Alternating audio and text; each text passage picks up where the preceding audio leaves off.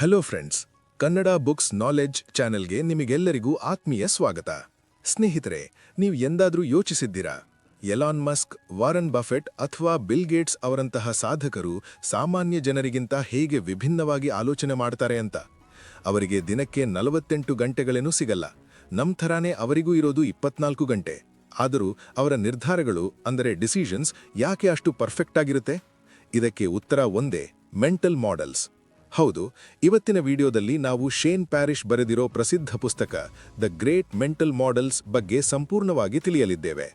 ಈ ವಿಡಿಯೋ ನಿಮ್ಮ ಲೈಫನ್ನು ನೋಡುವ ದೃಷ್ಟಿಕೋನವನ್ನೇ ಬದಲಾಯಿಸಬಹುದು. ಬನ್ನಿ, ತಡಮಾಡದೆ ಶುರು ಮಾಡೋಣ. ಮೊದಲಿಗೆ ಈ ಮೆಂಟಲ್ ಮಾಡೆಲ್ ಅಂದ್ರೆ ಏನು ಅಂತ ಸರಳವಾಗಿ ಅರ್ಥ ಮಾಡ್ಕೊಳ್ಳೋಣ.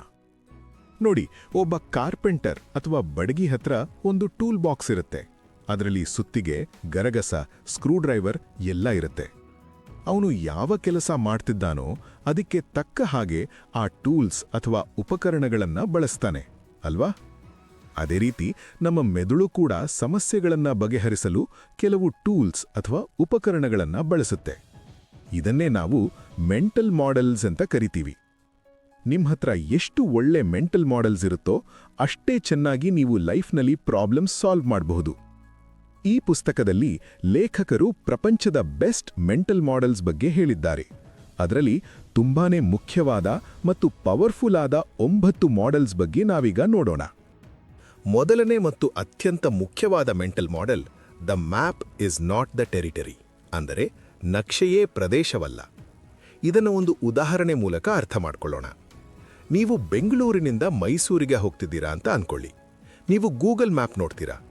ಮ್ಯಾಪ್ನಲ್ಲಿ ರಸ್ತೆ ಕ್ಲಿಯರ್ ಆಗಿ ಕಾಣಿಸುತ್ತೆ, ಕೇವಲ 3 ಗಂಟೆ ಜರ್ನಿ ಅಂತ ತೋರಿಸುತ್ತೆ. ಆದರೆ ರಿಯಲ್ ಆಗಿ ರಸ್ತೆಗೆ ಇಳಿದಾಗ ನಿಮಗೆ ಗೊತ್ತಾಗುತ್ತೆ ಅಲ್ಲಿ ರೋಡ್ ಕಾಮಗಾರಿ ನಡೀತಿದೆ, ಟ್ರಾಫಿಕ್ ಜಾಮ್ ಇದೆ ಅಥವಾ ಮಳೆ ಬರ್ತಿದೆ ಅಂತ. ಇಲ್ಲಿ ಮ್ಯಾಪ್ ಅನ್ನೋದು ಕೇವಲ ಒಂದು ಚಿತ್ರ, ಆದರೆ ಟೆರಿಟರಿ ಅಥವಾ ಪ್ರದೇಶ ಅನ್ನೋದು ರಿಯಾಲಿಟಿ. ನಾವು ಜೀವನದಲ್ಲಿ ಕೂಡ ಅಷ್ಟೇ.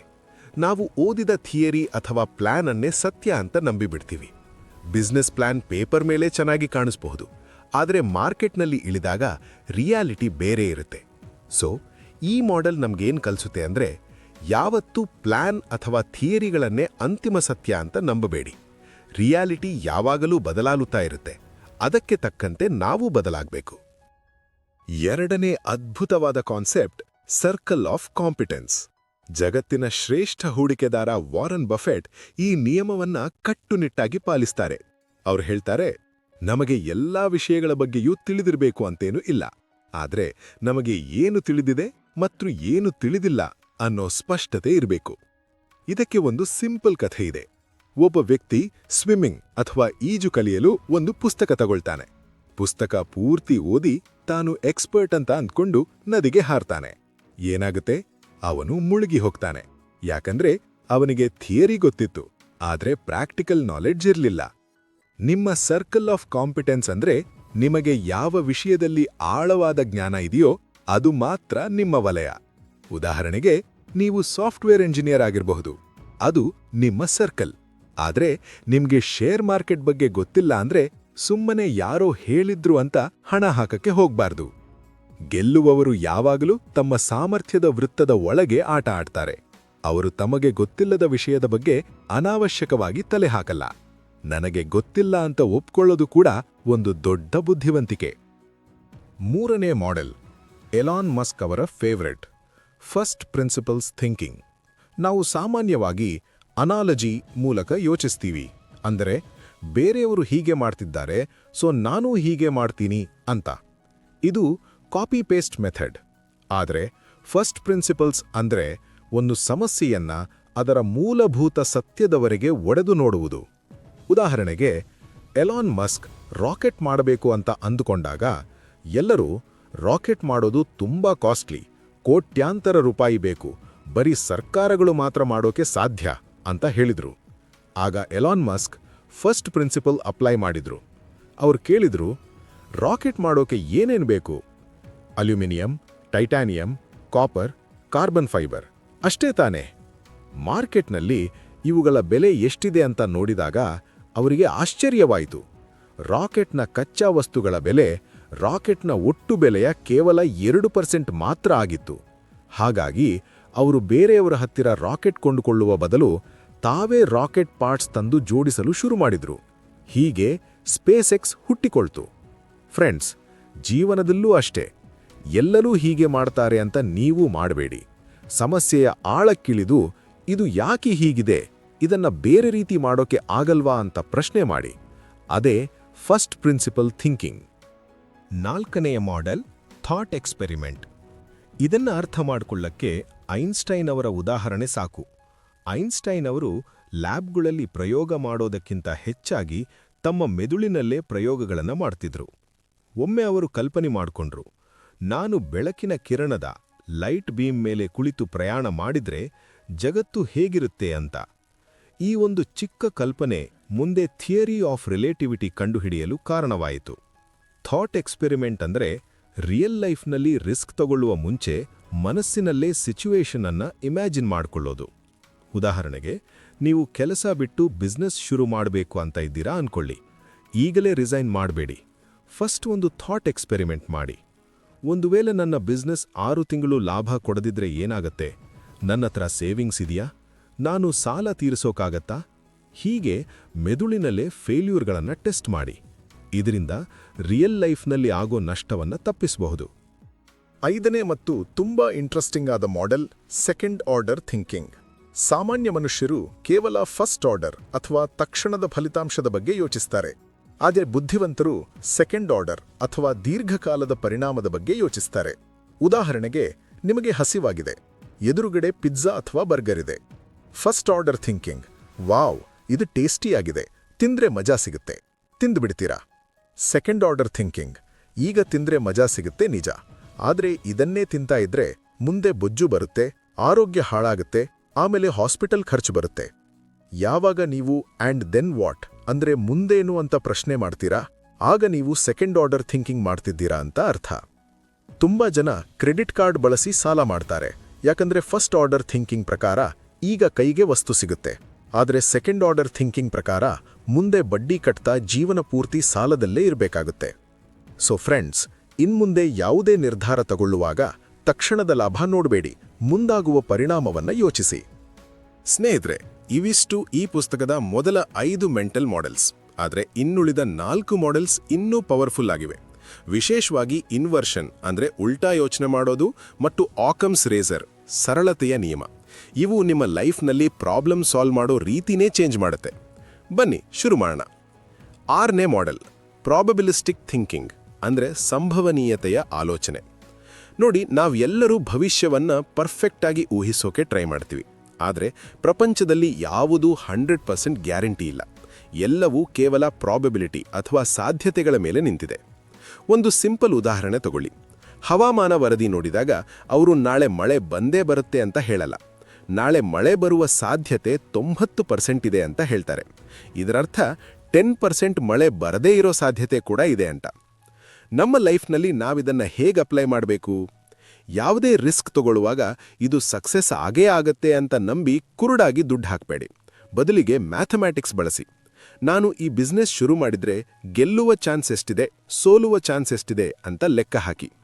ಒಬ್ಬ ಬೆಸ್ಟ್ ಪೋಕರ್ ಪ್ಲೇಯರ್ ಅಥವಾ ಶೇರ್ ಮಾರ್ಕೆಟ್ ಇನ್ವೆಸ್ಟರ್ ಯಾವತ್ತೂ ಲಕ್ ಮೇಲೆ ಡಿಪೆಂಡ್ ಆಗಲ್ಲ, ಅವರು ಪ್ರಾಬಬಿಲಿಟಿ ಮೇಲೆ ಡಿಪೆಂಡ್ ಆಗ್ತಾರೆ. ಯಾವಾಗ ಗೆಲ್ಲುವ ಸಾಧ್ಯತೆ ಜಾಸ್ತಿ ಇದೆಯೋ ಆಗ ಮಾತ್ರ ಹೆಚ್ಚು ರಿಸ್ಕ್ ತಗೋಬೇಕು. ಇದನ್ನೇ ಪ್ರಾಬಬಿಲಿಸ್ಟಿಕ್ ಥಿಂಕಿಂಗ್ ಅಂತಾರೆ.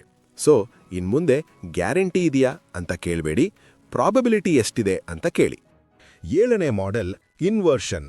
ಇದು ನನ್ನ ಫೇವ್ರೆಟ್ ಮತ್ತು ತುಂಬಾನೇ ಎಫೆಕ್ಟಿವ್ ಆದ ಟೆಕ್ನಿಕ್. ಇದರ ಅರ್ಥ ಸರಳ. ಯಾವುದೇ ಪ್ರಾಬ್ಲಮ್ ಇದ್ರೂ ಅದನ್ನ ಸೀದಾ ಯೋಚನೆ ಮಾಡೋ ಬದಲು ಉಲ್ಟಾ ಯೋಚನೆ ಮಾಡಿ. ಚಾರ್ಲಿ ಮಂಗರ್ ಹೇಳ್ತಾರೆ, ನೀವು ಸ್ಮಾರ್ಟ್ ಆಗೋಕೆ ಟ್ರೈ ಮಾಡಬೇಡಿ, ಜಸ್ಟ್ ದಡ್ಡರಾಗೋದನ್ನ ಅವಾಯ್ಡ್ ಮಾಡಿ ಸಾಕು. Don't try to be smart, just avoid being stupid. ಉದಾಹರಣೆಗೆ, ನೀವು ನನ್ನ ಲೈಫ್ ಚೆನ್ನಾಗಿ ಆಗಬೇಕು ಅಂದರೆ ನಾನು ಏನೇನು ಮಾಡಬೇಕು ಅಂತ ಲಿಸ್ಟ್ ಮಾಡೋದು ಕಷ್ಟ. ಅದರ ಬದಲು ಉಲ್ಟಾ ಯೋಚಿಸಿ, ನನ್ನ ಲೈಫ್ ಹಾಳಾಗಬೇಕು ಅಂದರೆ ನಾನೇನು ಮಾಡಬೇಕು? ಆಗ ಉತ್ತರ ಪಟ ಅಂತ ಬರುತ್ತೆ. ಸೋಮಾರಿಯಾಗಿರಬೇಕು, ಸಿಕ್ಕಾಪಟ್ಟೆ ಜಂಕ್ ಫುಡ್ ತಿನ್ನಬೇಕು, ಕೆಟ್ಟ ಫ್ರೆಂಡ್ಸ್ ಜೊತೆ ಸೇರಬೇಕು, ಏನೂ ಕಲಿಯದೆ ಟೈಮ್ ವೇಸ್ಟ್ ಮಾಡಬೇಕು. ಈಗ ನೀವು ಮಾಡಬೇಕಾಗಿರೋದು ಇಷ್ಟೇ. ಈ ಲಿಸ್ಟ್ನಲ್ಲಿ ಇರೋದನ್ನ ಮಾಡೋದನ್ನ ನಿಲ್ಲಿಸಿ. ಆಟೋಮ್ಯಾಟಿಕ್ ಆಗಿ ಲೈಫ್ ಚೆನ್ನಾಗಿ ಆಗುತ್ತೆ. ಇದನ್ನೇ ಬಿಸ್ನೆಸ್ನಲ್ಲೂ ಬಳಸಬಹುದು. ನಮ್ಮ ಪ್ರಾಜೆಕ್ಟ್ ಸಕ್ಸಸ್ ಆಗಬೇಕು ಅಂದರೆ ಏನು ಮಾಡಬೇಕು ಅನ್ನೋದಕ್ಕಿಂತ ನಮ್ಮ ಪ್ರಾಜೆಕ್ಟ್ ಫೇಲ್ ಆಗೋಕೆ ಏನೇನು ಕಾರಣ ಇರಬಹುದು ಅಂತ ಮುಂಚೆನೇ ಯೋಚಿಸಿ ಅದನ್ನು ಸರಿಪಡಿಸಿಕೊಳ್ಳಿ. ಇದನ್ನೇ ಪ್ರೀ ಮಾರ್ಟೆಮ್ ಅಂತಾರೆ. 8ನೇ ಮಾಡೆಲ್ ಆಕ್ಯಾಮ್ಸ್ ರೇಸರ್. ಇದೊಂದು ಹಳೆಯ ನಿಯಮ. ಇದು ಏನು ಹೇಳುತ್ತೆ ಅಂದರೆ, ಯಾವುದೇ ಒಂದು ವಿಷಯಕ್ಕೆ ತುಂಬ ಕಾರಣಗಳಿದ್ರೆ ಅದರಲ್ಲಿ ಯಾವುದು ಅತ್ಯಂತ ಸರಳವಾಗಿದೆಯೋ ಅದೇ ಸತ್ಯವಾಗಿರುವ ಸಾಧ್ಯತೆ ಹೆಚ್ಚು. ನಾವು ಮನುಷ್ಯರು ಯಾವಾಗಲೂ ವಿಷಯಗಳನ್ನು ಕಾಂಪ್ಲಿಕೇಟ್ ಮಾಡ್ತೀವಿ. ಒಂದು ಉದಾಹರಣೆ ನೋಡಿ. ನಿಮ್ಮ ಫ್ರೆಂಡ್ ನಿಮಗೆ ಮೆಸೇಜ್ ರಿಪ್ಲೈ ಮಾಡಿಲ್ಲ ಅನ್ಕೊಳ್ಳಿ. ನಿಮ್ಮ ತಲೆಯಲ್ಲಿ ಏನೇನೋ ಓಡುತ್ತೆ. ಅವನಿಗೆ ನನ್ನ ಮೇಲೆ ಕೋಪ ಇರಬೇಕು, ಅವನು ನನ್ನ ಇಗ್ನೋರ್ ಮಾಡ್ತಿದ್ದಾನೆ, ಅವನಿಗೆ ಅಹಂಕಾರ ಬಂದಿದೆ. ಹೀಗೆ ನಾವು ಕಾಂಪ್ಲಿಕೇಟೆಡ್ ಕಥೆಗಳನ್ನು ಕಟ್ತೀವಿ. ಆದರೆ ಆಕ್ಯಾಮ್ಸ್ ರೇಸರ್ ಪ್ರಕಾರ ಸಿಂಪಲ್ ಕಾರಣವೇ ಸತ್ಯ ಆಗಿರುತ್ತೆ. ಬಹುಶಃ ಅವನು ಬ್ಯುಸಿ ಇರಬಹುದು ಅಥವಾ ಅವನ ಫೋನ್ ಚಾರ್ಜ್ ಖಾಲಿ ಆಗಿರಬಹುದು ಅಷ್ಟೇ. ಸೊ ಲೈಫ್ನಲ್ಲಿ ಅನವಶ್ಯಕವಾಗಿ ತಲೆ ಕೆಡಿಸಿಕೊಳ್ಳೋ ಬದಲು ಸರಳವಾದ ವಿವರಣೆಯನ್ನು ನಂಬಿ. ಇದರಿಂದ ನಿಮ್ಮ ಸ್ಟ್ರೆಸ್ ಕಮ್ಮಿ ಆಗುತ್ತೆ ಮತ್ತು ನೀವು ಬೇಗ ನಿರ್ಧಾರ ತಗೋಬಹುದು. ಕೀಪ್ ಇಟ್ ಸಿಂಪಲ್ ಅನ್ನೋದೇ ಈ ಮಾಡೆಲ್ನ ಸಾರಾಂಶ. ಕೊನೆಯದಾಗಿ 9ನೇ ಮಾಡೆಲ್ ಹ್ಯಾಂಡ್-ಲಾನ್ಸ್ ರೇಸರ್. ಇದು ರಿಲೇಷನ್ಶಿಪ್ಗಳಿಗೆ ಮತ್ತು ಆಫೀಸ್ ಪಾಲಿಟಿಕ್ಸ್ಗೆ ತುಂಬಾನೇ ಯೂಸ್ ಆಗುತ್ತೆ. ಈ ನಿಯಮ ಹೇಳುತ್ತೆ, ಬೇರೆಯವರ ತಪ್ಪನ್ನು ಅವರು ಬೇಕು ಅಂತಾನೇ ಮಾಡಿದ್ದಾರೆ ಅಂತ ಅನ್ಕೋಬೇಡಿ. ಬಹುಶಃ ಅವರಿಗೆ ಗೊತ್ತಿಲ್ಲದೆ ಅಥವಾ ಮೂರ್ಖತನದಿಂದ ಆಗಿರಬಹುದು. ಉದಾಹರಣೆಗೆ, ನೀವು ರೋಡ್ನಲ್ಲಿ ಡ್ರೈವ್ ಮಾಡ್ತಿರ್ತೀರ. ಯಾರೋ ಒಬ್ಬ ಸಡನ್ ಆಗಿ ನಿಮ್ಮ ಗಾಡಿಗೆ ಅಡ್ಡ ಬರ್ತಾನೆ.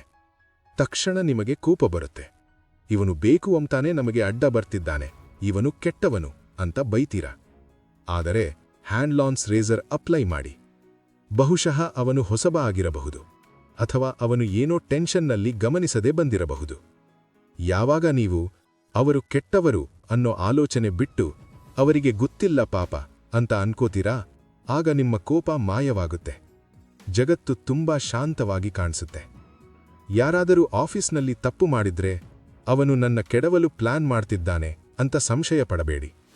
ಬಹುಶಃ ಅವನಿಗೆ ಕೆಲಸ ಸರಿಯಾಗಿ ಗೊತ್ತಿಲ್ಲದೆ ಇರಬಹುದು ಅಷ್ಟೇ.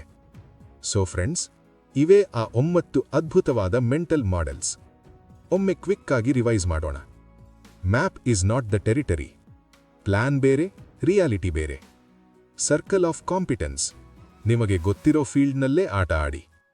First principles. ಮೂಲದಿಂದ ಯೋಚಿಸಿ, ಕಾಪಿ ಮಾಡಬೇಡಿ.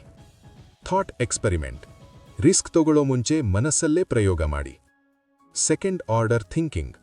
ಮುಂದೇನು ಅಂತ ದೀರ್ಘಕಾಲದ ಪರಿಣಾಮ ಯೋಚಿಸಿ. ಪ್ರಾಬೆಬಿಲಿಸ್ಟಿಕ್ ಥಿಂಕಿಂಗ್. ಲಕ್ ನಂಬಬೇಡಿ, ಸಾಧ್ಯತೆಗಳನ್ನ ನಂಬಿ. ಇನ್ವರ್ಷನ್. ಉಲ್ಟಾ ಯೋಚನೆ ಮಾಡಿ, ತಪ್ಪುಗಳನ್ನ ಅವಾಯ್ಡ್ ಮಾಡಿ. ಒಕ್ಯಾಮ್ಸ್ ರೇಸರ್. ಸರಳವಾಗಿದ್ದೇ ಸತ್ಯ. Hanlon's razor. ತಪ್ಪು ಮಾಡಿದವರನ್ನ ಕೆಟ್ಟವರು ಅಂತ ಅನ್ಕೋಬೇಡಿ. ಈ ಟೂಲ್ಸ್ ನಿಮ್ಮ ಮೆದುಳಿನ ಟೂಲ್ ಬಾಕ್ಸ್ನಲ್ಲಿ ಇಟ್ಕೊಳ್ಳಿ. ಯಾವಾಗ ಯಾವ ಸಿಚುವೇಶನ್ ಬರುತ್ತೋ ಅಲ್ಲಿ ಸರಿಯಾದ ಟೂಲ್ ಬಳಸಿ. ಖಂಡಿತ ನಿಮ್ಮ ಲೈಫ್ ಚೇಂಜ್ ಆಗುತ್ತೆ. ಸ್ನೇಹಿತರೆ, ಈ ರೀತಿಯ ಪುಸ್ತಕದ ಸಾರಾಂಶಗಳನ್ನು, ಸಮ್ಮರಿಗಳನ್ನು ತಯಾರಿಸಲು ಸಾಕಷ್ಟು ಸಮಯ ಮತ್ತು ಶ್ರಮ ಬೇಕಾಗುತ್ತದೆ. ನಿಮಗೆ ನಮ್ಮ ಕೆಲಸ ಇಷ್ಟವಾಗಿದ್ದರೆ ಮತ್ತು ನಮ್ಮ ಚಾನೆಲ್ ಅನ್ನು ಆರ್ಥಿಕವಾಗಿ ಬೆಂಬಲಿಸಲು ಬಯಸಿದರೆ ಸ್ಕ್ರೀನ್ ಮೇಲೆ ಕಾಣುತ್ತಿರುವ UPI ಐಡಿಯಿಂದ ನಿಮ್ಮ ಕೈಲಾದ ಸಹಾಯ ಮಾಡಬಹುದು. ನಿಮ್ಮ ಚಿಕ್ಕ ಸಹಾಯ ಕೂಡ ನಮಗೆ ಇನ್ನೂ ಹೆಚ್ಚು ಉತ್ತಮ ವಿಡಿಯೋಗಳನ್ನು ಮಾಡಲು ಪ್ರೇರಣೆ ನೀಡುತ್ತದೆ. ನಿಮಗೆ ಈ ಬುಕ್ ಸಮ್ಮರಿ ಇಷ್ಟ ಆಗಿದ್ರೆ ದಯವಿಟ್ಟು ವಿಡಿಯೋಗೆ ಒಂದು ಲೈಕ್ ಕೊಡಿ. ಇದು ನಮಗೆ ಮೋಟಿವೇಶನ್ ನೀಡುತ್ತೆ. ಇನ್ನು ಯಾರೆಲ್ಲ ಸಬ್ಸ್ಕ್ರೈಬ್ ಆಗಿಲ್ಲವೋ ಈಗಲೇ ಸಬ್ಸ್ಕ್ರೈಬ್ ಆಗಿ ಬೆಲ್ ಐಕಾನ್ ಒತ್ತಿ. ಮುಂದಿನ ವಿಡಿಯೋದಲ್ಲಿ ಮತ್ತೊಂದು ಅದ್ಭುತ ಪುಸ್ತಕದ ಜೊತೆ ಸಿಗೋಣ. ಧನ್ಯವಾದಗಳು.